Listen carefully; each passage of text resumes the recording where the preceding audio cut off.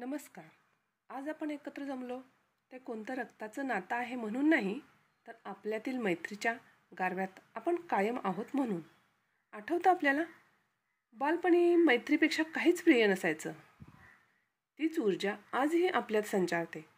आणि जेव्हा एखादा मित्र किंवा मैत्रीण खूप दिवसातून भेटते की तहान भूक विसरून गप्पांमध्ये हरवून जातो, तेव्हा खूपच फ्रेश वाटत असतं.